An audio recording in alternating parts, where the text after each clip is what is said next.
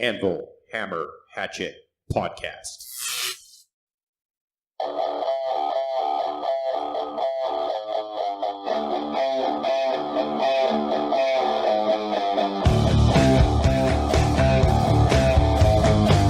Welcome to AnvilHammerHatchet, where we answer all of life's questions in about an hour and a half. I am Chris, and with me is my co-host, Army Armstrong. How's it going, man? It's good, buddy. Glad to be here. Ready to do this to these people one more time? I came here for two reasons, to kick ass and chew bubblegum, and I'm all out of bubblegum.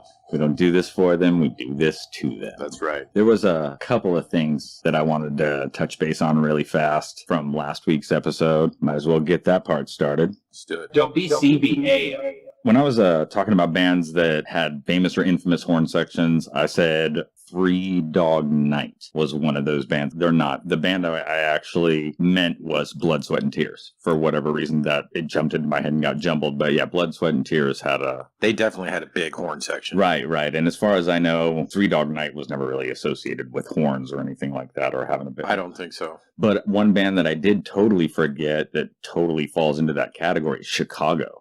Oh, yeah. Chicago had horns were a really big part of their sound. And I think Blood, Sweat, and Tears did a cover of a Beatles song on Sgt. Pepper's Lonely Hearts Club Band, the movie. Did you ever? Oh, okay, yeah. I think because they had everybody. They had Alice Cooper. The one with the Bee Gees and Aerosmith, Peter Bee Gees, Frampton. Peter Frampton. Who else was in Steve that? Martin. Steve Martin. He played Bang Bang Maxwell in that movie. Well, yeah. It was such a weird film. It was a weird film. It bombed horribly. But became a cult classic. A cult classic. And I think for a long time in like the years subsequent to its release, it was playing like midnight movie things in the same sort of way that like the Rocky Horror Picture Show or The Wall would do. Right. The midnight movies were definitely a big thing back then. Yeah. And even Alice Cooper was in it. He did something off of Abbey Road. It's been such a long time since I've seen that. I can't really remember the details, but... Or no, not something. It was, I think it was because the sky is blue. That's just such a weird choice to have somebody to cover it to pick Alice Cooper. Right. That seems kind of like an odd choice, but... Yeah. Well, the movie was very odd. Definitely. And Peter Frampton, I guess at the time he was kind of the biggest thing in music for a second because of that one album, the live album.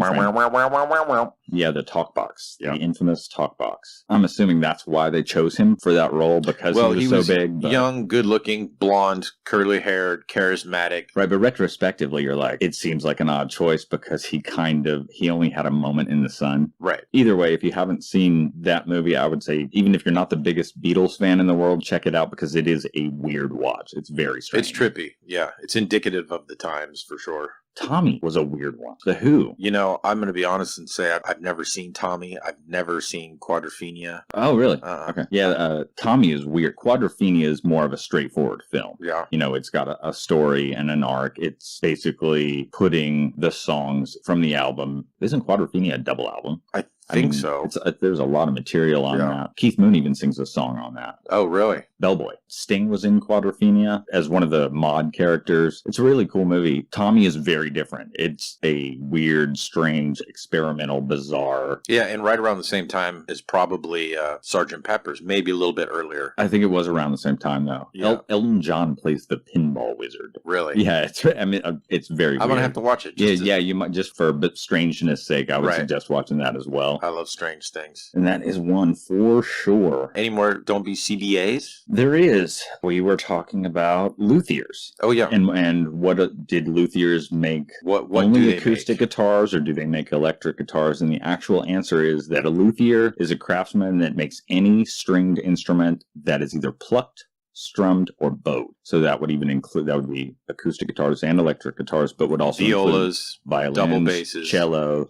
Yeah. So that is the definition of a luthier. The instruments that luthiers do not make are pianos or any kind of technically a piano is a stringed instrument, but they're played it's not being plucked, strummed, it's or being bowed. Hammered by a mechanism. Right. So luthiers are not the craftsmen of pianos and instruments like that. I guess what harpsichord would be another one there. Right. There is another classification of instruments that is stringed that luthiers do not make. You know, that's sort of a technical definition, not a major detail. Another technical one, pretty minor. Well, I guess if you're in college, it's not that minor, but Brian May was not an astrophysicist. I made a blunder. Like I said, unless you're in the field, it's going to seem like a pretty minor difference. So he has a doctorate in physics, though, or something? Physics, mathematics, and applied mathematics. Okay. So, and the difference between, if you really get down to it, the big difference between physics and astrophysics is scale. One's dealing with very, very large, universal, broad concepts. The other is dealing with things on a smaller, more practical level. But Right. it's still in the same field. So, like I said, it wasn't a mistake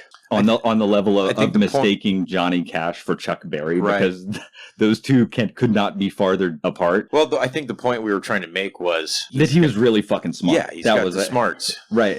So yeah, the spirit of the statement was definitely absolutely 100% correct. And I'm going to bring Metallica back into this. I kept seeing the curse continues. One of those stupid things that pop up in your Facebook feed about how it said James Hetfield just received his doctorate in astrophysics. And like, I know that's bullshit. Like he's a hunter and that kind of thing. He's not into astrophysics, but somebody took it upon themselves to make that page. And I just had to bring it up because it's fucking ridiculous. I wonder if it caught fire though. Why would somebody even like waste their time putting that out there? You know, to see if it goes anywhere. It's just retarded. I wonder if people who put that stuff out there are just waiting to hear it stated back to them. You know what I mean? So they know it went somewhere. Someone's looking for the rounds. Yeah, they're looking for their 10 minutes of internet fame. I also stated last week that Milo Aukerman from the Descendants was in the sciences. That was not a mistake, but this is just a sort of a more detailed description of what he does. He is a research biochemist. And again, that was sort of the spirit of the comment. He's a really fucking smart dude. Mm-hmm. And Milo goes to college. Went to college and apparently did pretty well. Yeah, I guess apparently did pretty well. And probably, I don't know if he works in that field at all. He probably doesn't have to work in that field. Maybe the Descendants thing is just like, I mean, they've been doing that for forever. But like, how lucrative were the Descendants? Like, how much money did they make? Versus being a research biochemist. I guess it depends on which big pharma company you work for. You know what I mean? Depends on where you're working. They weren't selling out the research for. Right. But the Descendants weren't selling out clubs back in the day. You know, they were just regular punk rock shows. But now, they have gained a lot of traction as them and their fans have gotten older, and they've not only maintained their fan base but continued to build a new fan base. Right. Because young kids into punk now like the Descendants as much as the older people who grew up with them. Yeah, they're one of those bands that's been lucky enough to have legs. Yeah, I think I was talking to you about the High on Fire show about the crowd there was very mixed between younger people and older people, and they're one of those bands who has not just let their fan base age with them. They've continued to go out there and make new music and be really relevant and pick up new fans along the way, and that is not an easy task. It is not. If you really get down to it and look at the number, even if you counted all of them, the percentage of musicians that have actually been able to be successful enough to have a career like that is probably less than 1%. It's minute. Right, probably way less than 1%. The thing is, though, you can, if you have a shitload of talent, a shitload of drive, if only, and you're in the right place at the right time, right, you can do okay. With the right people in the right room. You know, I did okay for like 10 years in Austin. I didn't make a lot of money, but I made enough money to survive just by playing music. I also worked in a managed bar, so that was like my spending cash, but a majority of what I made was from playing shows. But people who have been able to sort of grow their fan base as they maintain their older fan base and have a really lengthy career is limited to people like the Rolling Stones and Paul McCartney and people like, I don't even know. I know Led Zeppelin still has a huge following, even though they're obviously not together anymore. You can milk your early success as long as you can, unless for some reason it just peters out. And a lot of bands do that, and they do very well. Right. And those are the bands that go and play like the Boardwalk. Right. Where like Blue Oyster Cult. Yeah. 2 Tickets to Paradise, Eddie Money. Yeah, is like that. I think oddly he missed last year, which was the first time in a long time that he hadn't played the free Boardwalk shows during the summer that they have annually here in Santa Cruz. Maybe they weren't paying him enough. Maybe not. He's like, I'm Eddie Money, yo. Where's my money? Take Me Home Tonight? Come on, man. Don't you guys remember? Yeah, he had some songs. Not a huge fan, but speaking of those types of bands that did sort of just let their fan base age along with them, and had a good success and good run, but didn't really change their style or keep making music that brought new fans along with them. Celebrity Deadpool. We enter another segment. Well, we lost a famous musician early this week. Geils of the Geils band passed away, I think, on Monday or Tuesday. It was last week, yeah. And I think they were saying it was just natural causes, but he was only like 70. He wasn't 90. Yeah, but a long hard 70 too. Yeah, a long hard sure. 70, and at being born in 1945 or whatever. And to be clear, too, a lot of people who aren't really diehard Geils fans associate the band with one specific person. The singer who was in all the videos is the front man, and a lot of people think that is Geils. The singer of the Geils band is a guy named Peter Wolf. He is not Geils, and Peter Wolf is fine. Peter Wolf actually did a post, I think, on Twitter about how the passing of Jay was very sad. So he can keep on singing Centerfold and Freeze Frame. Well, he can now, because there was a bit where he couldn't, because they split up. Geils left the band for a long time and took all the rights with him. Well, they were going to go on tour as the Geils band, doing all those songs, Centerfold, Freeze Frame, without Geils, the real big hits, and he put a legal kibosh on that very quickly. So I guess Peter and the boys can go forth and entertain the aged fans of the Geils band once again. But they got successful in 1981. I want to say is when Freeze Frame came out. But they'd been around since late 60s, like the late 60s. They were one of those sort of touring road bands that would go out on stage every night and give it 110% and rock the crowd. They were notoriously an epic, awesome live band and put on a great show. Peter Wolf was an extremely, and I'm sure still is, an extremely charismatic frontman who played to the crowd and did a lot to pump them up and have a lot of interaction with them in between songs. So he kept the energy really, really high. Yeah, and I think they were also part of that very first MTV generation. Well, that made a big difference. That was why, even after touring all that time from the late 60s and all through the 70s and not really having the big single that took them over the top, when Freeze Frame came out, it was right around the early time of MTV, and they had a couple of videos. And there was only a handful of videos for MTV at the time, so if you had one, you got major rotation. Oh, for sure. And you probably know this. Do you know the very first video that was ever played on MTV? I believe it was Video Killed the Radio Star by the Buggles, was it not? You are correct, sir. Well done. We won't have to put that one in the old CBA category next week. That's probably standard that's an perfect example of what I was saying. There were so few videos that were even in existence at that point that if you had one, they were going to play it because they didn't have a whole lot to choose from. So a band like the Buggles, who, let's face it, they had that one song. Right. Could you name any other Buggles song? I don't know any other Buggles songs. Do you know any of the band members' names? Negative. Right. The Buggles were that song, but they got a lot of traction off that one song. And it's a good song, too. Like you said, it was the first one to get played. There was probably 8 videos at the time to choose from. Yeah. And the Geils band, along with Peter Wolf, were savvy enough to say, hey, this thing's getting bigger and bigger. Let's make a video. They threw their hat into the ring. MTV, for a lot of people that don't know, was huge back in the day. Well, MTV used to have a lot to do with music, which it has almost nothing to do with now. It was now. Just music. That's all it was. It all was music videos all day. And they had the VJs who would come out. Martha Quinn, JJ Jackson. Yeah, Adam Curry. Right. We're obviously forgetting a few. There's another one that's really big. I can't remember. It's female. But, Nina Blackwood. Wasn't she the blonde girl with the sort of raspy voice? She was kind of the rocker chick. Had bleach blonde hair. Sounds familiar. I think her name was Nina Blackwood. You're not talking about the Up All Night chick, though, right? Up All Night. No, that was USA. That was USA Up All Night. That was they did the late night movies, the B movies and stuff. Right. But no, there were at least 2 that I can think of, female VJs. One of them, Martha Quinn, who was sort of the girl next door type. Yep. And then Nina Blackwood, who was the more rocker chick. She kind of looked like she would be a biker's girlfriend or something And then Adam Curry was the blonde dude, right? Blonde. Had this sort of parted down the middle, feathered hair. Yeah, and I think he hosted Headbangers Ball for a while, too. Oh, really? I would have thought it would have been the other guy. With the curly black hair. What was his name? What was that guy's name? He was all tatted out. That was kind of... No, I'm talking way back in the day. You're talking about Ricky Rockman. Yeah, Ricky Rockman. I'm talking about one of the early before guys. Ricky Rockman. Yeah, I'm talking back in the... That was... Ricky Rockman was like in the late 80s, early 90s. exactly. I mean, now he didn't start doing the VJ thing till like glam metal was a big thing. Right. And not even at the beginning of that for a long time, glam metal didn't have that vice grip on top 40 pop music that it had in the 80s. You know, when Poison and Motley Crue were like the biggest bands on the planet. Motley Crue was just one of those bands that played on the whiskey. Well, what the funny thing about the Headbangers Ball thing is, because I would watch that religiously because there was no other place to like be able to watch metal videos. You know? No, I had the same exact thing with the show that came on after that, 120 minutes. Yeah, and that was again later on down the road when they started adding alternative stuff and underground and stuff. you get to see the Pixies and the Cure and like, Ministry and the Bauhaus. It was sort of anything else. Right. It was that 2 hours, which hence the name, 120 minutes. It was 2 hours of all the stuff that didn't fit into any other category. But the intro... Because the categories that all those things fall under now, because now they all do. Right. They just hadn't been created yet. But now it's all categorized and well-filed into an easily discoverable and searchable platform. But back then, it was just weird shit. Yeah, and we had to find it. But what I really liked is the beginning of Headbangers Ball. The intro was SOD, was the music. And it was a Felix the Cat cartoon, like a black and white Felix the Cat with the March of the SOD. It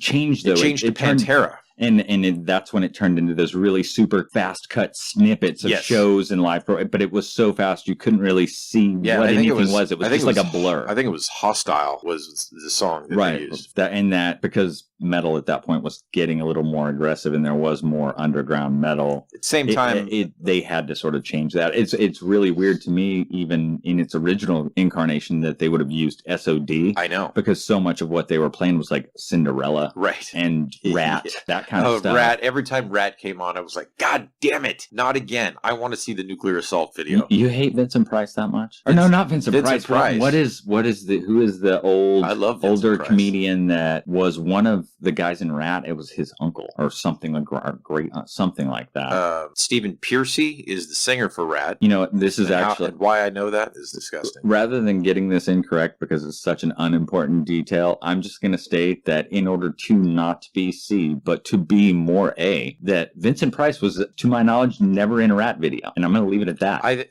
I would guarantee that is probably correct. But man, was he had such a cool, weird career. And speaking Vincent of Price, Vincent Price, so cool, oh, dude. Man. All the old B horror movies that he did, the guy was just a legend. You know, Vincent. You know who I think is sort of an offshoot of Vincent Price is the director John Waters. Right. Okay. Also has that sort of weird, like Vincent Price was sort of suave, debonair, effeminate a little bit, but still like. I always saw Vincent Price as more sinister than effeminate. John Waters does have a fairly effeminate affectation. Oh yeah.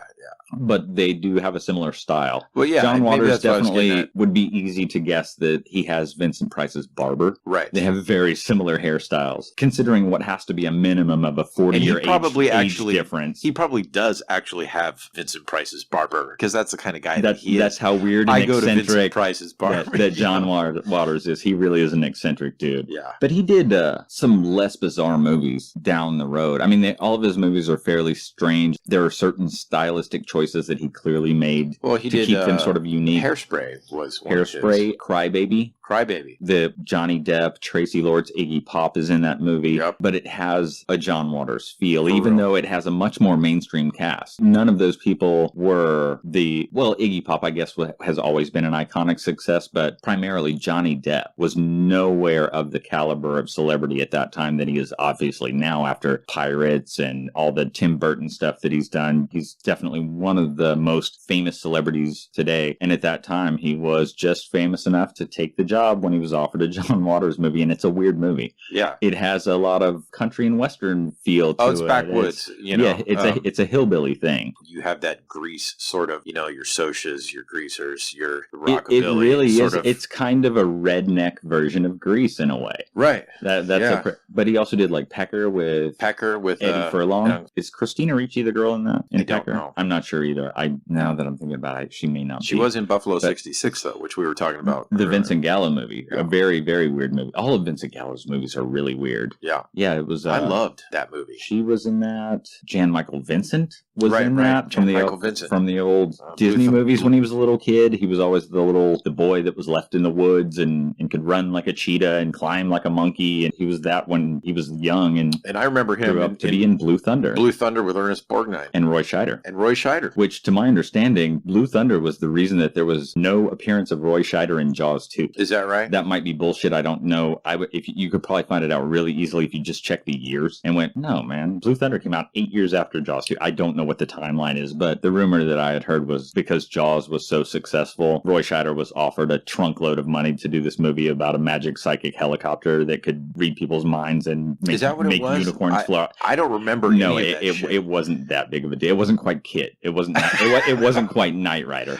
Right. But it was a police force. I think it was the LAPD had somehow acquired this bleeding edge technology in their helicopter. And so there was Blue Thunder the movie, and then there was also a Blue Thunder TV series. And I can't remember who was in that. I don't know, but I do remember it. That was on around the same time as like MacGyver. Right. You know, that sort of era. Dude, I totally forgot Ernest Borgnine was in Blue Thunder. That actually reminds me. We were last night. I was New York. So was Lee Van Cleef. Yeah, Lee Van Cleef. Yeah. Okay, so real quick, Lee Van Cleef in The Good, the Bad, and the Ugly, which is probably one of his more notorious roles. I would think that's probably the one he's the most known for. Yeah, which he plays this rat fink looking character. Just really, he's essentially a bounty hunter in that movie. Right. I mean, he is the bad in that movie. Even though Clint Eastwood is obviously the criminal, he's the one who's being hunted down. And those eyes that he has are just like. Now, I wonder though, with the title, The Good, the Bad, and the Ugly. Who's the ugly? Well, I wonder when he 70 those spaghetti westerns. When he came up with that title,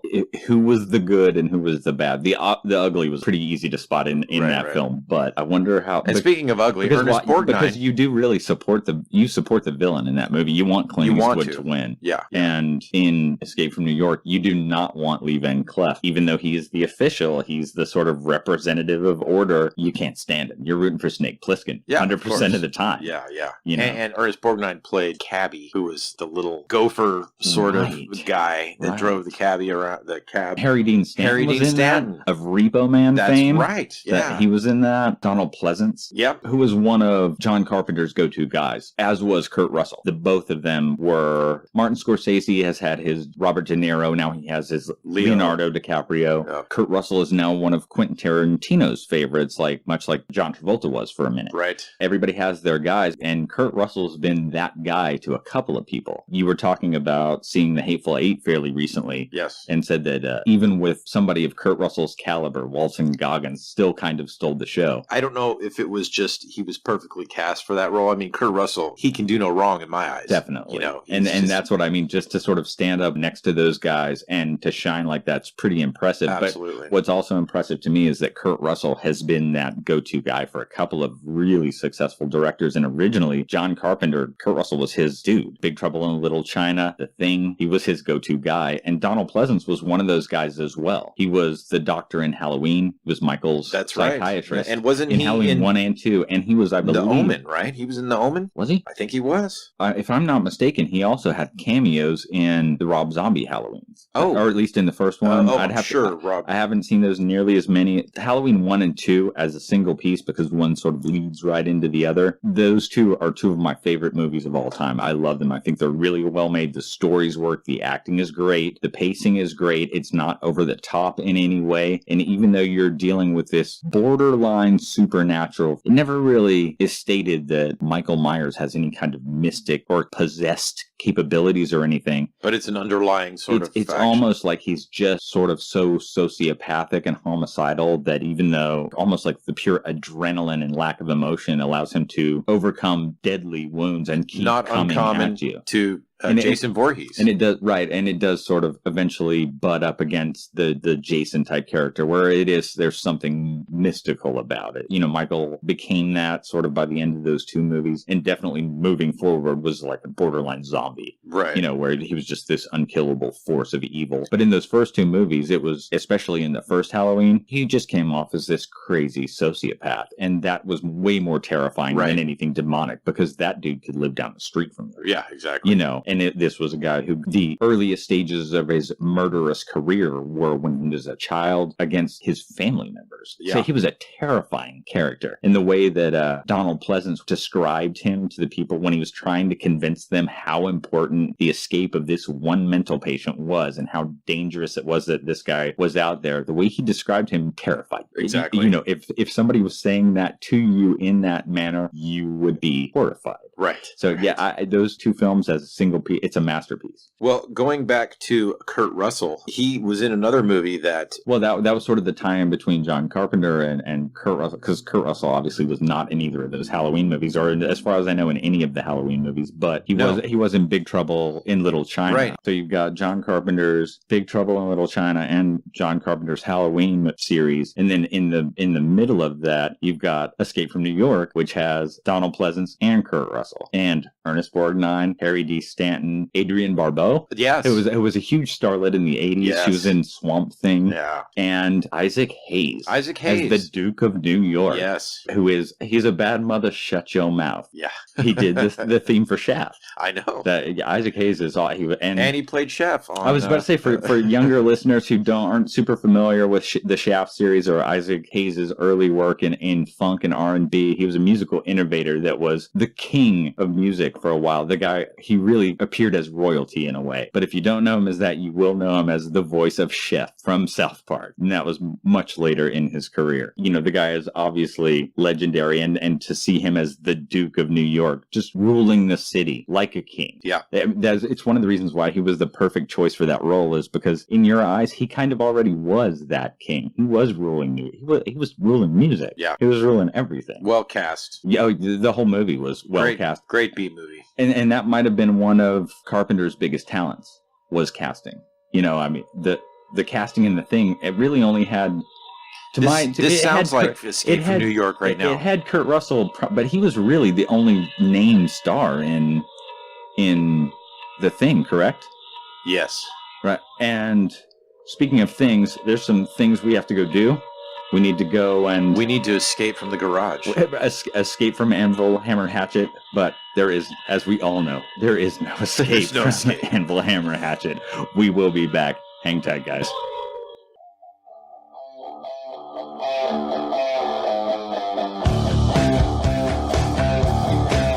Welcome back to Anvil Hammer Hatchet.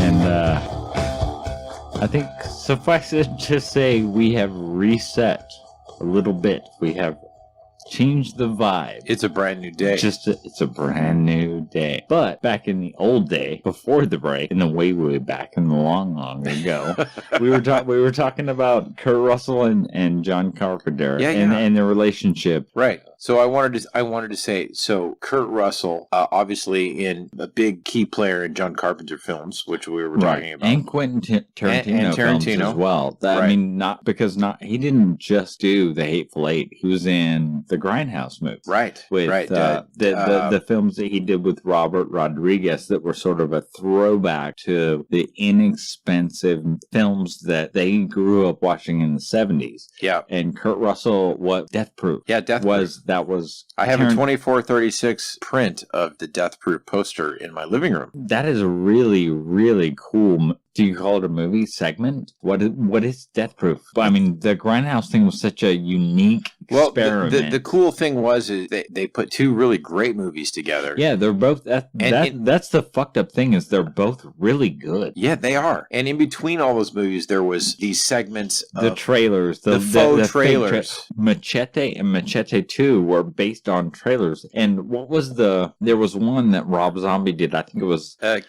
She-Wolves of the SS. Yes. Nazi werewolves. Werewolves or something to that effect. Hot Nazi werewolf chicks. So you can't go wrong with hot Nazi werewolves. Yeah, and there was Thanksgiving, which was the Eli Roth trailer, which was like, Thanksgiving. Dude, dark meat, white meat. All will be carved. You know, Dude, and to get Eli Roth on that, who was at that point kind of sailing on the success of Hostel and Hostel 2. Yeah. And Eli Roth is a weird dude. He's great. You know, his thing is so in-depth. That's something we should say for later. But yeah, that could be a whole nother podcast. Yeah, but Rob Zombie got involved with Tarantino and Robert Rodriguez of El Mariachi. The movies that Robert Rodriguez did in his early career are actually quite surprising. Oh, they're fantastic. Spy Kids? Oh, yeah. Yeah. I never saw Spy Kids. Well, but because it wasn't targeted for you. Exactly. But you know, From Dusk Till Dawn was, by the way. We did just come back. I know the topic matter is related to pre-break info, but this is a post-break segment, so the tone of the conversation may sound a bit different. I want to go back to Kurt Russell, who we were talking about, John Carpenter, right? Rob Zombie. It was John Carpenter. Fuck, man, John Carpenter is so awesome. Kurt Russell at the same time. Did you ever see Vampires? I did, yeah, with that guy whose name I can't remember, which always happens to me. But I did see it, Vampires. With it had one of the lesser known Baldwins, and we were talking about the Baldwin thing the other day. Well, yeah. Was it the Stephen or was it Daniel or was it? It was the one who I can never remember. It was not Stephen. It was not Alec. I think it was Daniel Baldwin. It was not Billy. Yeah, Billy, who was in the firefighting one. Backdraft. Right. On the break, we were talking about endings on series that we'd watch and ones that were good and ones that completely fell short, right? Right. So we were talking about how Michael C. Hall, who was Dexter, right, and also in 6 Feet Under. And boy, you talk about two completely different finales. Right. They could not be farther apart on the spectrum. One being really fantastic, the most ending. Amazing last episode of a series ever. By the way, that does include MASH, which is one of the highest rated shows ever, and was a great finale. And 6 Feet Under crushed it. And then go to the other side of the spectrum. Dexter. The most disappointing. Right up there with the Sopranos, if you ask me. Right. Like, I thought the Sopranos ending was bullshit. But at least with the Sopranos, it kind of left it open to your interpretation. It left it open. And but they could argue people don't want it to be left open. Right. They want it to be closed. But at least with that one, you could argue that it's an artistic choice to say, figure it out yourself. You know, you fill in the blanks. Dexter filled in all the blanks for you in all the wrong ways. The series finale, and quite frankly, the last half of the last season of Dexter was atrocious. It was horrible. And it was the least believable, possible, acceptable ending ever. I mean, I think... Sorry, Michael C. Hall. Yeah. It's not you. Yeah. It was the writing. Not your fault, man. It was the script. And I mean, I think in like a 30-second conversation, we figured out an ending that would have been completely acceptable. Oh, yeah. That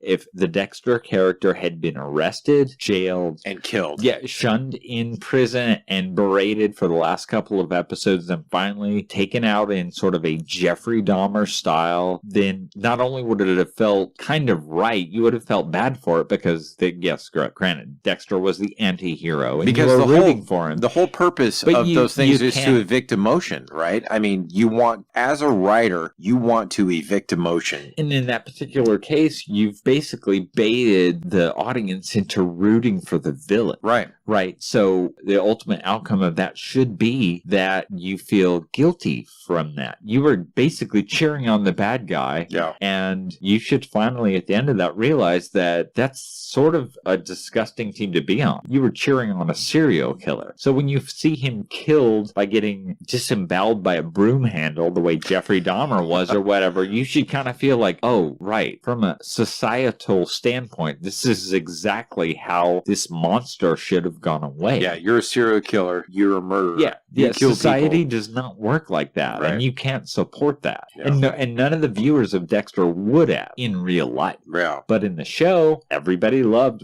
I mean, Michael C. Hall is a charming motherfucker, and so everybody was on. Much the way that Clint Eastwood was in. Back in those old spaghetti westerns that we were talking about earlier. He was the villain. He was the dark guy. He was the ghost. He was the Pale Rider. It's a different perspective. And you were on his team. It's a different perspective on the film as to you need to like the good guy. You know what I mean? Here's the bad guy. The anti-hero has definitely Exactly, become anti-hero. much more of a thing in the last. I wonder what the root of that is. That you don't necessarily in the last 20, 30 years root for the hero. You do root for the anti-hero. It's because the hero has gotten boring. You know, it's boring now, you know. Or is it because the hero feels phony at this point? Could Because be. we feel as a society that the goals and aspirations that we're supposed to be pushing towards aren't really attainable. And so we're these sort of underdogs, these dregs. And yet we all know And here's our story. We're doing our best. Here is our story. And yet we're not rising to the bar. But we are the good guys. So we're the underdogs. We're the anti-heroes. And Right. maybe society as a whole sort of wants to see that fact that, yeah, I might not be your elite top 1%, but I'm doing my best. So, yeah, even if I'm the anti-hero, fuck you. You're the bad guy. Yeah. The elite is the oppressor. Well, I think anybody who falls into the category of being the working man, the underdog, anybody who falls into the category, and I think everybody probably feels that way at some point in their life. They're like, here I am, I'm doing my shit. At least 99%. 99%, you know, we don't have the great things. We don't do the great things. We just trudge on. We do our life and we handle the situations. Our big goal for 11 and a half months out of the year is to just get that 1 week to not have to grind. Right, exactly. You know, so I think that is the relatable position on a lot of things. You know, so when movies and shows are presented in the way that there is an underdog, people relate to that. Right. It's almost not even as far removed as the movies make it seem. When you really sort of boil it down, it really comes from the sort of elite class and those who do the work. And the disparity between the two is great. It really is like 99.5% versus 0.5%, so that I can avoid using the term 1%ers because that's kind of political and I don't want to do that. Wow, dude, talk about a long way to dance around one statement. But I just don't want to. I don't want to do politics. We don't do the politics thing. But we don't do that here. But this isn't a political thing. It's more of a social thing. For sure. And how entertainment reflects society. And I think, what we're seeing now is a lot of that. We're seeing a lot of entertainment sort of reflecting. Well, I think and we can actually kind of probably, fortunately for those future generations, look forward to a big resurgence in comedy and in comedy movies. And in comedy, the thing with comedy is what I really like about comedy is it's not just the jokes. It's the realism in jokes. Like, they're telling you the real shit. The way that humor is able to peel back the reality of the situation. They're taking off the layers of the onion. Expose its underbelly. And we are all fallible. We are all human. Every human being on the planet, whether you're a badass and a millionaire or a pauper, it's exposing. Right. The comedy can be very expositional and really personally revealing. Very revealing. I think it's healthy because, sure, you know what I mean? We need that. We need because we're so focused on, like, I need to be Kardashian. I need to have Apple products. Modern royalty. It's just ridiculous. So it is really refreshing when people can step outside of that bullshit and pull back the curtain and show that Oz, the great and powerful, is just a man who is pretending to be the ideal. And at the end of the day, everybody's kind of seems to be sort of actively trying to pretend to be the ideal. I think everybody just wants to. Actually, I don't know what everybody wants. I know what I want, but I don't know what everybody else wants. I know what Van Halen wants. Everybody wants some, and I want some too. Which is kind of funny because historically we have proven that none of us are big Van Halen fans. Sorry, I couldn't help myself. I do like Van Halen. I don't know if I'd call myself a fan, but there are tracks though, man. Unchained, the beginning of Unchained is, and the Cradle Will Rock. They have some tunes that are grindy. And those first two albums are undeniable. The first album, Van Halen 1 and 2, man. You absolutely. cannot deny either. No, they're party albums, man. You know, historically, I'm kind of a purist when it comes to whatever my introduction was to a band. So, how do we? for example, we talked about this week that as far as the Misfits go, I'm Danzig only. Any Misfits thing that happens. Let me just clear up what we're talking about here. Is you're saying that okay? So there's another iteration of the Misfits past Glenn Danzig, Right. where Glenn Supposedly. Danzig was not the singer. Supposedly, And sure. it kept going on. If the world at large wants to keep pretending that, And sure. my side of it is, and it just recently, I will say, Wrongly, you would say. okay. Incorrectly, you would say. Thank you. I will state my opinion now. They had Lies. Michael Graves as their singer. Douche. So it was a different style of Misfits. It was not Supposedly. the Glenn Danzig style of Misfits. Or However, the only style all right, of Chris, Misfits. I'm gonna come over there. It's close. We're close. Let me let you finish so I can kill your point. It wasn't the Glenn Danzig style of Misfits, but the iteration that they did of Misfits, I thought was good. Musically, lyrically, as far as relevancy in the genre. Please, okay, there I'm gonna have to stop you. Relevancy in the genre, that nope. Sorry. Whether or not You have to be able to adapt. right, and Glenn did, because the Misfits. Glenn didn't adapt. He went to do his own thing. Right, he adapted. The Misfits was over, and he did Samhain. Samhain was over, and he did Danzig. Jerry couldn't adapt at all, so he tried to keep milking the same cow that he did not own. That was not his cow to milk, and consequently, the product that came out afterwards was nowhere in connection. I mean, I have no problem with the band that Jerry and what was the fucking Doyle for a minute, but not for the most part. Yeah, Doyle's still the player. He's still doing it. But not in the Misfits. Yeah. No. Doyle still is in the Misfits. No. Doyle is in a band called Gorgeous Frankenstein. No, he's still in the Misfits. All right, this could end up being Don't Be CBA for next week. Doyle has been touring with Glenn Danzig for a while with the most current iteration of Danzig, opening for them as Gorgeous Frankenstein. And after the shows, or during the Danzig portion of the shows, I should say, they will perform classic Misfit songs. That could be. And he is barely, at this point, on speaking terms with Jerry Only, who was the bass player. That I did hear. I did hear that. Yeah, and so consequently, Doyle is not touring with the Misfits. Like I said, maybe not touring. He's barely on speaking terms. But Doyle has been... the speaking terms that he is on with Jerry is trying to mend fences between Jerry and Glenn. Having said that, I do think that I know that you don't like the Misfits with a different singer other than Glenn Danzig. If you're going to start another project, fine. Just choose a different name. I just want to tell you. Because it's stolen marketing. Maybe, but aside from that, I'm thinking musically. Cough Cool, Bullet, all those old. I'm just saying the original Misfits stuff that listen to Misfits with Michael Graves and email us at AnvilHammerHatchet.com. All right, so or Gmail. So what's the Gmail? So, what's the address? So James Hetfield and Lars decide to leave the band, and oh my God, you passed the curse back onto me, motherfucker! How'd you do it? It should have gone in a different direction. That's not okay. If Kerry King and Tom Araya from Slayer go on forward, Dave Lombardo has, which he has drummer from Slayer, and he has done that in the past. He's left the band a couple times and was replaced and then came back. Yes. So Dave Lombardo leaves again. He's not replaced. Jeff Hanneman, the primary songwriter, is now deceased. So I don't know if he wasn't the primary songwriter, but he was key in writing a lot of songs off of Rain and Blood. Much like Geezer Butler, he was the primary song. He did write almost all of the songs, at least the riffs. Kerry King would play with, he would step right in. I always thought that like Kerry was like the primary guy, and Jeff like happened to write. I did too. The better songs. I did too. You know what I mean? And when I found out that Jeff actually was the main writer, like he wrote almost all of it, it was sort of like the opposite. Wow, I almost mentioned them again. When Metallica. James.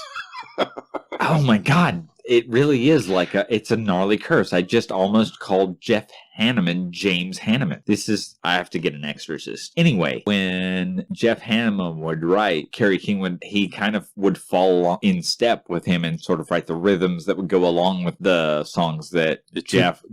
Two guitar parts. Yeah. And I believe he wrote the majority of the lyrics as opposed to Tom Araya, who you would think as the vocalist and bass player would have written. Yeah, Kerry wrote most lyrics. Oh, okay. So I guess that's kind of the way it probably worked then, is that Jeff wrote all the music and Kerry would write the lyrics. But kind of. Like Kerry wrote a lot of the stuff too, Jeff, especially after Rain and Blood, like South of Heaven. The majority seasons, like as far as the initial core ideas of their songs, Jeff Hanneman actually, and I thought the opposite as well, but Jeff Hanneman was the primary songwriter, much like unexpectedly, if you didn't know, Geezer Butler was the primary songwriter in Black Sabbath. The dude in the background, the guy in the shadows that you would never expect. It's always that guy. He wrote Angel of Death. And currently, Slayer does have the initial 3 of 4 of the original members. And I know you know this. Who is the currently guitarist? I'm glad we're talking about that because this is something that I'm very passionate about. You informed me about that. Who is the guy? So when Jeff Hanneman died, Gary Holt from Exodus. Right. Yes. Thank you. I don't want to say replaced because is filling in. You can't replace Jeff Hanneman. No, he's filling in. And filling in like a motherfucker. But right, so let's assume that Gary Holt Exodus has a big resurgence. Gary Holt has to go back. Kirk Hammett leaves Metallica to go back with Exodus. It's that big of a deal. And Dave Lombardo quits again. And Tom Araya and Kerry King go on and do a new project. And they decide to call it Slayer. Is that okay? Is that Slayer? It is if they say it is. It may not be our idea of the iteration of Slayer. Well, and because in the legal sense, I'm going to guarantee lawyers are going to get involved because that's bullshit. Sure. And when the Misfits, not the people who wrote the songs, not the people who recorded the songs, basically the people who sort of were bodies, initially at least, were bodies on stage, decided to go on and fill and tour as the Misfits without Glenn Danzig, that's not the fucking Misfits. Well, that's the weird thing. Because it's not just like Glenn was the singer. He wrote all the songs. He recorded all of their early material, all the parts, not just the vocals. He wasn't just the singer. So he recorded the piano on Cough Cool in his fucking mother's basement. So if he came up with artwork, the name, the logo, everything. Plan 9 Records was Glenn Danzig's label. Plan 9. Like Plan 9 from Outer Space. Right. Ed Wood. Ed Wood, who is sort of the predecessor of John Waters. The B-movie king from the 50s and 60s. If you're going to compare somebody to John Waters more than Vincent Price, the only person who you could come closer to is Ed Wood. Absolutely. Because they all have the same hair and they all have the same mustache, but Ed Wood was a filmmaker. And Ed Wood liked to cross-dress. He did. And he worked with Vampira, who was sort of the predecessor of the girl, what was the lady's name who did Elvira, Mistress of the Dark. Vampira was the predecessor to that. Yeah, you mentioned earlier the blonde girl who did the USA Up All Night. Right. Well, the horror version of that late night B-movie extravaganza was Elvira, Mistress of the Dark. Yes. She was the host of all those B horror movies that would play. Big boobs, black pantyhose. Looked basically like a gorgeous female vampire. Yeah. And prior to her, it was Vampira, very hugely image. She's sort of like the female Dracula. Right. She was a very famous character. Did you ever see Transylvania 5000 with Jeff Goldblum? Yes. I did. Yes, I did. And Saturday the 14th. Oh, yeah, Saturday the 14th. Which was that's bringing it back. Pre-parody when Scary Movie and all those things started coming out. Back in the day, there were those as well. That was pre-Scary Movie. Back in the day, there were those type of parody movies as well. Transylvania 5000, which had a werewolf character. And it had, what's his name in it? Oh, my God. He was also in, we were talking about 6 Feet Under. He was also in 6 Feet Under. He played the boyfriend of the mom of Michael C. Hall. Remember they took the ecstasy. There was the ecstasy. You're talking about a classic character actor who's been in a million. I can't remember his name. I mean, I think he was even in like old hospital dramas from the 80s. Yeah. And this For is sure. a guy who's been around forever, and he's a fantastic actor. And it's embarrassing for me now that I can't remember his name. I gotta fucking Google him. But yeah. But Transylvania 65000. It was one of that Jeff early Goldblum parodies pointing out how ridiculous all these movies were. and who was in that? Who was the girl? Who was Jeff in Goldblum, who later would go on to become, or maybe even prior to, had gone on to become one of horror's iconic actors. He was in The Fly, the Cronenberg version of The Fly, which was a remake of the original Fly that came out in black and white early on. Ed Begley. Ed Begley Jr. Ed Begley Jr. Yes. And Gina Davis. But I don't think Ed Begley Jr. was the boyfriend in 6 Feet Under. He was. No, He was. Are you sure? I fucking guarantee it. Double check again. I'm gonna look. Or don't be CBA. No, it's legit. Double check before you go on at too much length. I feel fucking pretty solid on that. So if I'm wrong, I will buy you a bottle of Jim Beam. You owe me 2 then, because you've said before that you owed me 1 already. I swear to God. I'm actually going to pause for you to look this up. Okay.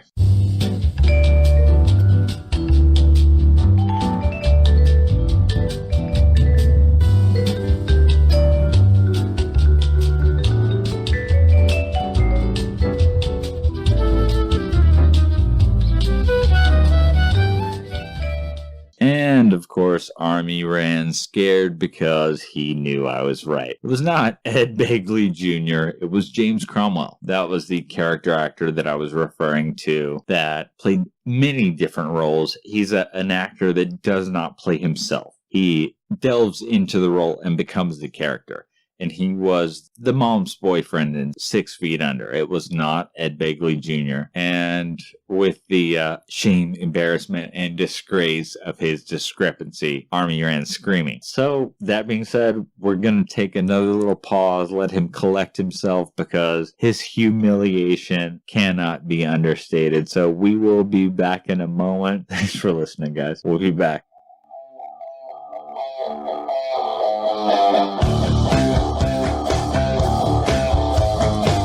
And we're back from the embarrassment break, where Army had to run screaming from the microphone because he found out that he had identified the wrong person. I did.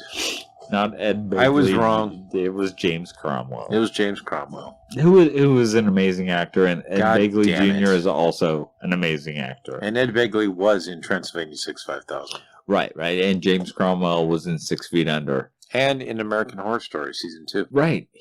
God, who did he play in that? He played the crazy ex-Nazi soldier. Right, that was doing the experiments in the asylum. Right. Asylum was a creepy one. That was a weird one. It was. And one of the better ones. I liked Freak Show as Yeah, well. Freak That Show was was season 3, correct? Yeah. Yeah, I haven't actually watched the most current seasons. I didn't see the one with, what was it, Hotel? Hotel was Lady Gaga. was actually pretty good. That's what I've heard. I liked it. Yeah. The first season of that show was great. Oh yeah, It was crazy. I can't remember. Really creepy. Yeah, and there were some hot lesbian scenes in there. The intro to it with the sort of weird industrial music and the odd quick cut sort of 7 David Fincher style. Do you know who else was in that? It was the guy from Maroon 5, the singer from Maroon 5. Adam Levine, yes. Yeah, he was in that. Yeah, he was in the opening scenes. Yes, he was the dude trapped in the elevator with his arm cut lost off his or arm, whatever. Right. Say what you will about him. I actually kind of like that dude.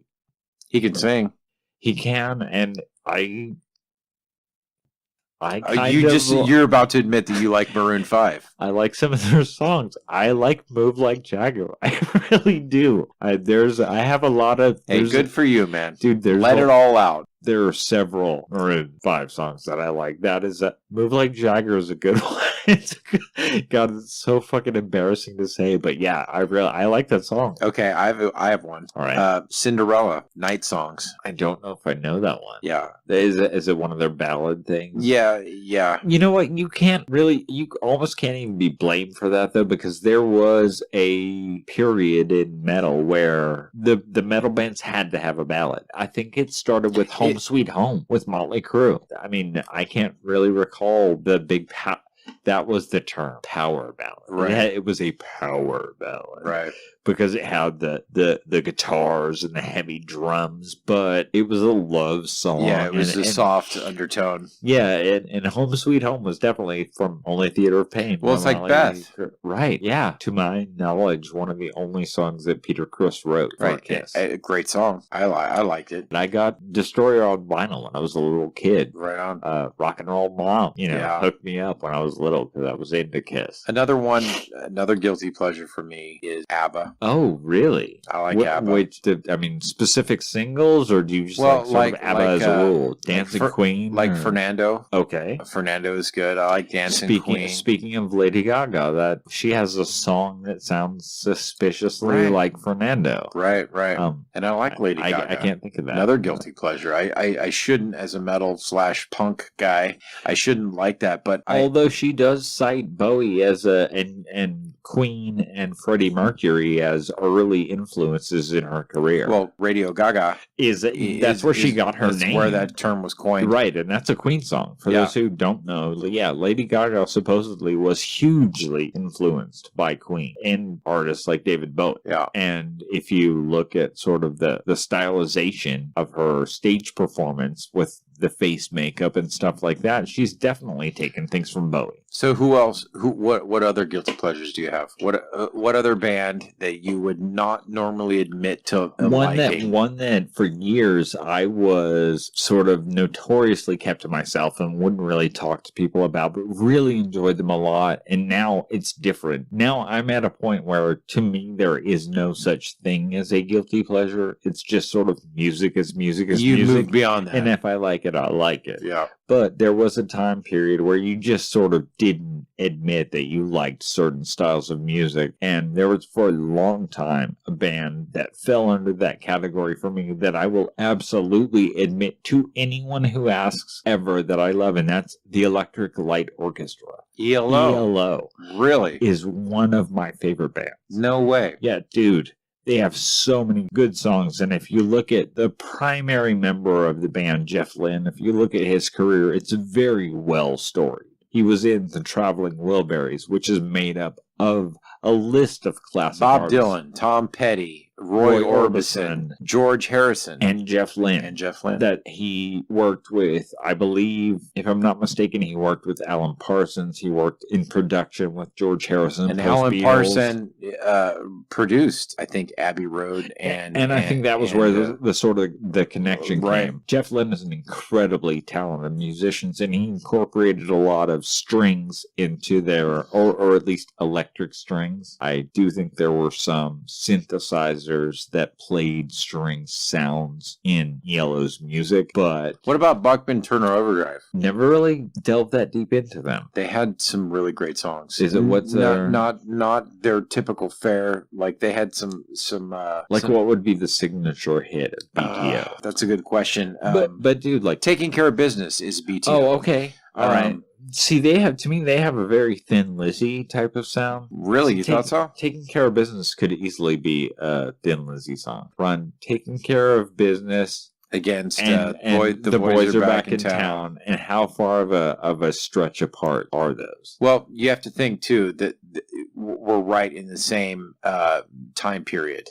You know what I mean? Yeah, but that's Thin Lizzy was in. That's kind of what I'm saying. Were they in the UK or were they in Ireland? They're Irish. Irish. Yeah, they're Irish. Yeah. So, but BTO 3-piece too. 3-piece, very full sound for a 3-piece. Right. I'm not the biggest Phil Lynott. Right. They have one of my least favorite songs. What's that? One of the songs that I don't know the name of it, probably because I've actively tried to ignore it. Some cowboy song that they talk about, like the lyrics are. Are we talking about Thin Lizzy or BTO? Thin Lizzy. Okay. And they have some cowboy song about like a ride in the plains or whatever. And for some reason, just some Irish dude talking about Western cowboy American shit rubs me the wrong way. But yeah, that particular song by Thin Lizzy, I hate. So there's a song by Bachman Turner Overdrive called Blue Collar, which is not indicative of what typical BTO sounds like. Does it sound exactly like the Barbaric Thugs? because they are blue collar music to the core, dude. Right, but this is I cannot count. This how is many... more Steely Dan. It's Oh. more Steely Dan style. Ooh. Now Of that to me is not a guilty No, pleasure. you should That check is- it out. That is just a pleasure. I fucking love Steely Okay. Dan and have since I was a so child. if you like Steely Dan, check out BTO's Blue Collar song. I think at one point Guitar heavy. we were talking about what my first exposure to the Beatles was, and I told you that my first exposure to the Beatles wasn't the Beatles. In fact, it was actually Paul McCartney and Wings. Yeah. And I remembered riding in the car with my dad and hearing not Jet, but Band on the Run.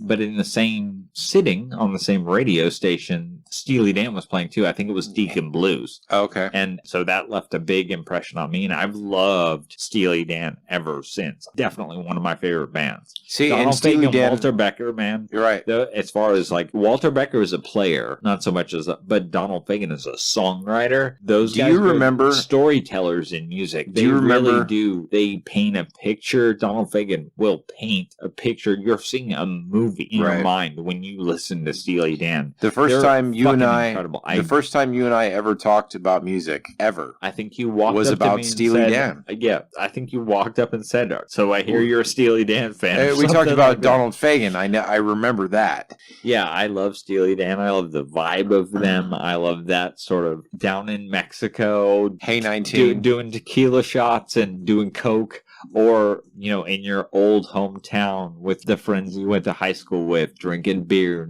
and talking about old times. It's those stories that aren't fantastical or amazing or spectacular. They're stories about your life. Well- when Donald Fagen sings those songs and writes those lyrics, it's songs that you can literally relate to on a personal level. Which I watched this documentary called Springsteen and I, which is a similar sort of thing. It was a fan-based documentary Right. where And I think you know my feeling on Springsteen I know you fans. I know you don't like Springsteen fans They're or just Dead so- fans. They're so or, fucking obsessive. yeah. Th- It's Actually, true. I like Dead fans way more than Springsteen. Really? At least Dead fans like music. Springsteen fans just like Springsteen.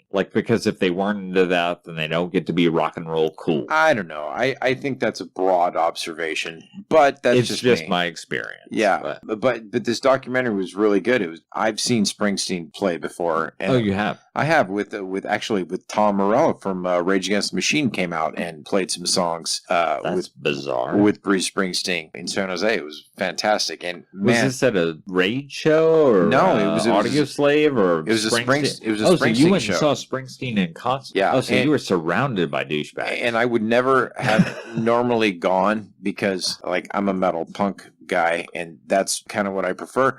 But I Dude, did. I went with Nathan from To be clear, real clear, I don't dislike Springsteen's music. I don't dislike Bruce's music at all. Actually, he has several songs that I really like a lot. I dislike Springsteen fan, the people who are super obsessive, but I even like the generic shitty ones like Pink Cadillac. that's a great song. Dude, isn't it? And That's a yeah, great I don't. song. Yeah, I don't fucking hate.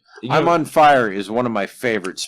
Dancing in the Springsteen. Dark. That's a great song. Dude. I did a ska cover version Dude, of that song. I'm on Fire is a total creep song. Right. It's very much like The Police, Don't Stand So Yeah, Close to Me, which it sounds like a love song. or I'll be And- watching you, and, yeah, or whatever. Every Breath You Take. Every breath you take. Yeah, where you listen to Every Breath You Take is a perfect example where it's like, You're it sounds like a creepy love song. motherfucker. No, it's a stalker Yeah, song. I'm stalking And you. there is an album of outtakes and sidetracks and B-sides and weird shit that Bruce did that got released that has the demo cut of Born in the USA. And so it's just him and an acoustic guitar. It doesn't have the big horn section, the big production. It's just got Bruce and an acoustic Yeah. with the lyrics. And that song is a very dark song. When it came out, it was sort of because of the fanfare. Are you talking about Born in the USA? The song, not the album. Yeah. Born in the USA. It's a Vietnam song. It's a protest song. It's Yeah. very much about how people who came back from the war got fucked over and were left to try and find their way with very little support. And when you have the fanfare of the E Street Band behind them and the production and stuff, it doesn't really come across. But when you hear Springsteen playing acoustic and singing the lyrics to that song, it's very dark. And I do have to say, I've seen him in so many video clips being so cool so many times. He is a cool guy. With all of his fans. He is a cool guy. He's just a fucking cool guy, man. And that's why I wanted to be really clear. I don't dislike Bruce Springsteen. I think Bruce Springsteen actually is fucking awesome. He is. And to see that old footage back when he sort of had the scraggly beard and the beanie and was playing does he play a Telecaster? Yeah. Yeah. So, same Telecaster that I have. He'd be out there in the front of the stage, really just working to the crowd and pumping and wanting to make people happy and bring Rosalita, man. He would do these versions of Rosalita where he would be so interactive and active with the crowd, and like he would jump up backwards on the piano and land seated on it and continue to play guitar. He'll come out into the audience and drink beer with people who were there to see the show. This was before he was, this is in probably the either late 70s or early 80s when he was sort of super rock star mega talent. Pre-boss. When he was kind of trying, when he wasn't quite, he was the assistant manager at best. He was not the boss. Yeah. But he was going out there and trying to win over the crowd. And so he would be super active. And like I said, like he would jump up backwards and land ass first on the piano and never stop playing guitar. And people would go nuts because they're just like, how did this motherfucker not skip a beat during this whole thing? If you watch any of his shows, like he sweats constantly. But he's still that guy. Yeah, he's absolutely. As big as he is, as iconic as he is, he still goes out every night trying to win over the crowd. I am a Bruce fan. I'll just admit it. I'm a Bruce fan. Won over 30 fucking years ago, and they will ride with him to the end of the earth. I can understand why Bruce Springsteen fans are fans. Like, not all of his music, and like, goddamn, are they fucking annoying? Not all of his music, all they like. That is all they're into. I understand that. Not all of his music like applies to me. I only listen to Rob Zombie. If you talk to me about anything else, I will derail the conversation. Right. Back and how to Rob boring Zombie. would life be if all you had to listen to was Rob Zombie? Right. Exactly. And if the only reason you're really into Rob Zombie was because you heard Thunder Kiss 65, and people who are into rock and roll are cool, and I really don't understand music and it doesn't really speak to me, so I'll just pick that guy and ride his train till the wheels fall off. Right. Bruce fans just come out like, it's like, dude, you don't even like music. Well, I think go read a book. You're not into this. A lot of fans are that way. They're like, I've seen 276 concerts. I'm like, you're keeping tally. It's a numbers game to you at this point. Go read a book. You're not into music. But I do not dislike Bruce at all. So I like Springsteen's music. And I think you should watch that documentary because it really speaks. But hang on. The thing is because you don't like Bruce fans is why you should watch that documentary. Because it is about Bruce fans and the experiences that they have with Bruce. You don't like strawberries. Here, eat this whole basket of strawberries. Oh, you got to open your palate, man. You got to keep your palate open. You got to keep your palate wide. I feel like I might have a strawberry allergy. Or perhaps a peanut allergy. That could be the case. Or maybe a Bruce Springsteen fan allergy. That could be the case. I find them fucking off-putting. Yeah. I do. Well, that's how I feel about Deadheads. And so I can relate. Absolutely. I guarantee you a Grateful Dead parking lot will be way more fun than a Springsteen parking lot. Well, at least you're going to get fucking stoned. I've been to Dead shows. I have too. And never been into a Dead show. I've never made it past You never made it to the... Hell no. Never had any intention of it. I saw the Dead. It wasn't with Jerry Garcia, obviously, just because... Timing is everything. Yeah, he died. I went to it, and Phil Lesh was there, and the boys and all. Bob Weir. Yeah, Bob Weir. And if you want to actually see a cool... Have you seen the other one on Netflix by any chance? What, is it called The Other One? Yeah, it's called The Other One. No, I haven't watched it because I don't like the Dead. Well, it's a documentary, and it's about Bob Weir and his sort of role in the Dead as not being the guy, the face of the Dead. He was everybody else, Phil Lesh, Piggy, all the guys, everybody were the guys in the background. You know what I mean? Because Jerry was the face, Jerry Garcia, for you, infants maybe who don't know who the Grateful Dead is, because even little kids know who they are at this point. Parents that have young children that were into the Dead are raising their kids with the Dead. It wasn't the Dead's music that was totally off-putting, although I was not like a huge fan. Like, yeah, whatever. This is just... Well, it's jam band stuff. If you're not into jam, there are people, dude, there are people who don't don't like fucking the Allman Brothers, which to me is insane. But it's because a lot of their music is jam, freeform jam stuff where they will sort of go off and into the atmosphere and bring it back or whatever. And to me, I can't understand that, how you couldn't like the Allman Brothers, but I get it. If you're not into jams, then they're not going to speak to you. So if you're not into jams, the Dead is. And we all have certain proclivities. Right, and that's a level to me of jam band. That's where the Dead takes it to a next level where I'm not into them musically. Yeah. Like you were saying, it's the fans. You go to the show and they're out on the lawn and they're all twirling and it's just like, Jesus Christ, all these fucking stinky hippies.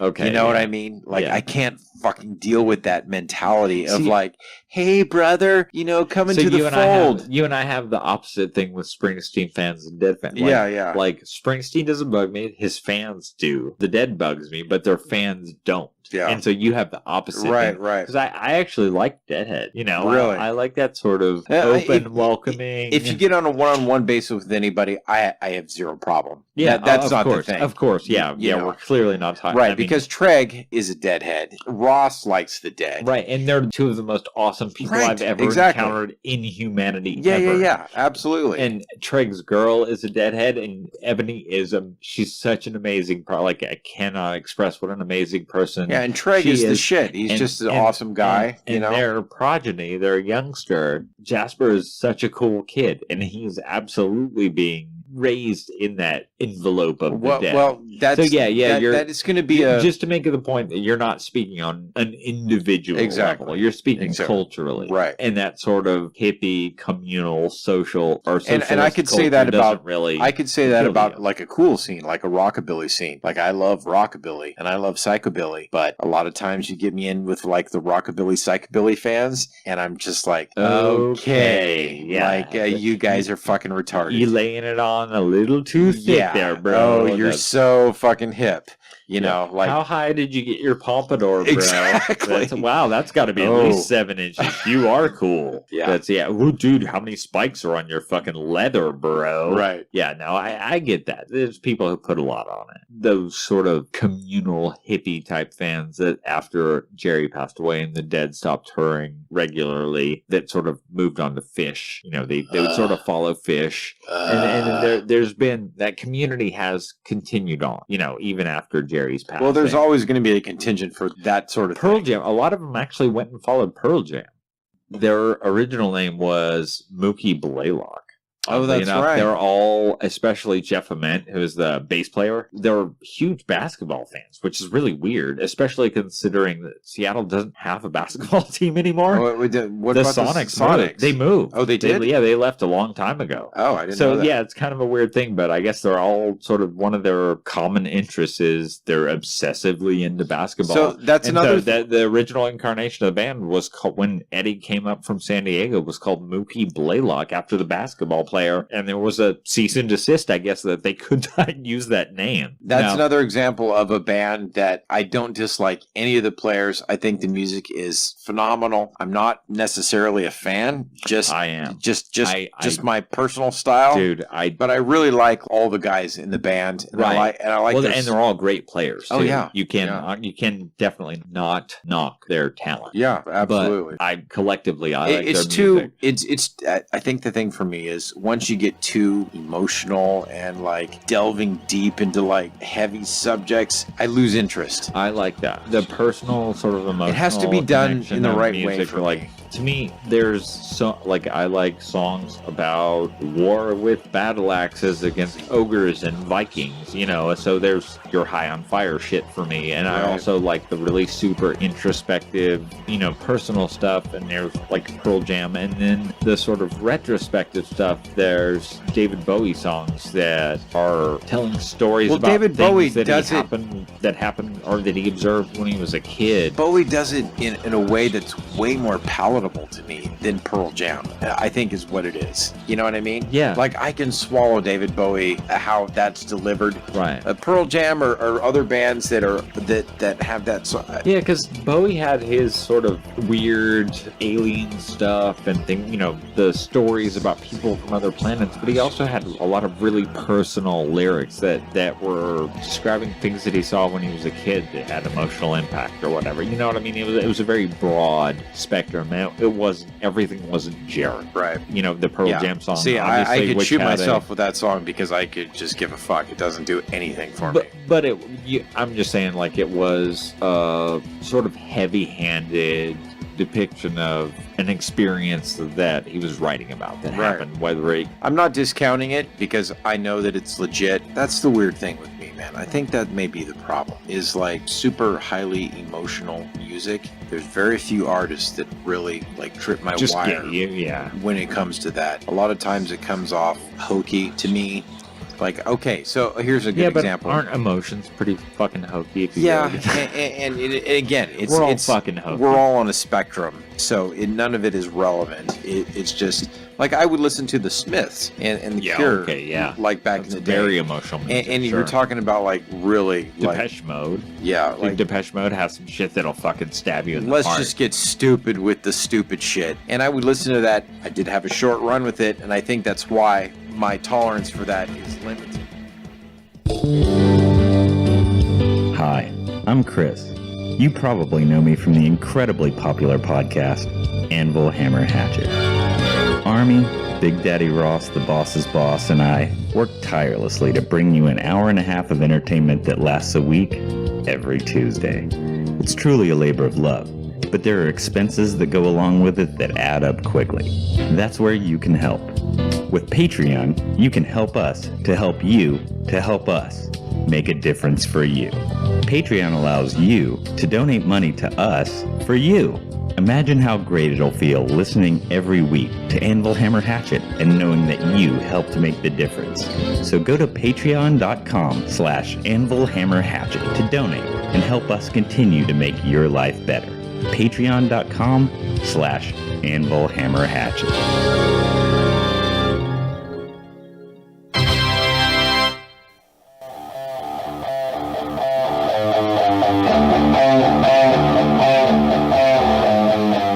AnvilHammerHatchet.com. That's a place where you can go to find all of our social media links. If you want to follow us on Instagram, if you want to follow us on Twitter, links are right there. Leave us a voicemail. There's a voicemail link. There's a phone link up at the top of the page on AnvilHammerHatchet.com. Please call us. And give us topic ideas. If there's anything you want us to talk about or go over, clearly you can tell from the last... Do you want to talk about Debbie Gibson? Tiffany, of course. The Backstreet Boys. New Kids on the Block. Any other of the... Is there a The guilty... Association. And actually, when we go back and do Guilty Pleasures once again, I have one that I will go into. All right. And it is related to that. Justin Timberlake. I love Justin Timberlake. I love him.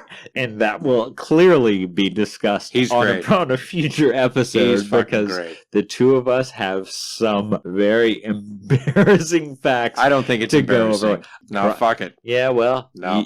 Go to AnvilHammerHatchet.com to get with us on social media and leave us. If you have any guilty pleasures that you wouldn't ever admit to your closest friend, that when your earbuds are in, nobody knows. Let us know. That's what's bumping out in your. Because let's talk about it. It could be good. Because they're out there, and you should never be. Because at the end of the day, it's all. Don't be ashamed. It's all just music. Do not be ashamed. But I went through many years of having a lot of stuff that I listened to that I would not talk about with my friends. If you want to hear recent episodes, we stream on YouTube. This week's episode, last week's episode will be streamed on Spotify. And we were talking earlier, I think we're going to be changing the date that our episodes premiere. There is going to be a scheduling change. Normally we drop these episodes on Tuesdays. After this episode, in the future going forward, the episodes will be being posted on Thursday mornings. So if you're looking for them on Tuesday, the following week for that 1 week, sorry about that. There's going to be a couple of days of lag. That following Thursday, there will be the episode, and that's going to be the release date going forward. And speaking of release dates, there is a very important release that I want everybody to check out. vulturesatarmsreach.bandcamp.com. Vultures at Arm's Reach, one of my favorite bands. They're an amazing band. I don't even know what category you would qualify them under. Stoner rock, doom. They're kind of unqualifiable. Are we going to get them in the studio? I'm going to hopefully be doing do that. The next episode with a couple of the members from Vultures. Awesome. And then at a later point, I would like to get them in the studio with the two of us. They have a new release called Wake that I have listened to. It is fucking amazing. You want to hear it. It is so good. And they're such a good band. Their drummer is one of my oldest friends in the world. He's one of my favorite drummers, and he's amazing. Their primary songwriter and guitar player, the guy who does the singing, is super creative and does an amazing job. Their bass player is so fucking rock solid. They're a three-piece, which you would never fucking guess. I love three-pieces. You would never guess this, though, dude. Their sound is so full. You can always tell, like, a solid three-piece band when it doesn't sound like a three-piece band. When it doesn't sound like a three-piece, and you would guess this was fucking 5 or 6 people making noise in the back because they're so loud and so full and so aggressive and powerful. They're a great band. So that's Vultures at Arm's Reach. Their new album is called Wake. And if you go to vulturesatarmsreach.bandcamp.com, that's where all the songs are available. Download them because, of course, when you're mountain climbing to the top of the Himalayas to go speak to the ancient masters to get the answers to the questions of the meaning of life, you still want to be able to listen to Vultures at Arm's Reach when you don't have Wi-Fi. Roger. So go to that, download that, get their album. We will have them in studio soon. And I think we're going to delve into some Satanism. We're going to talk about the satanic thing. We are going to break the rule and have the exception that proves proves the rule. Right. We are going to do a long, in-depth episode about maybe 2 the dark overlord, Satan, Beelzebub, Mephistopheles, Lucifer the morning star, the dark lord, the first of the fallen. Yes, we have a very special series that will be coming up soon. So we're going to talk about everything related to Satan, music, movies, and otherwise. Army, because there's nothing more related to Satan than Army. Right. You don't know him like I do, folks. Yeah, there's some fun stuff coming up, man. We definitely have plans in the works, and the shows that are coming up are going to be good. So go to AnvilHammerHatchet.com to follow us on social media. That way you can keep up on all that stuff. There's a lot happening. So go to AnvilHammerHatchet.com, follow us on all the social media sites, and you'll be able to stay in tune with all that's coming up, because oddly enough, there's a lot. Hail Satan. See you fuckers next week.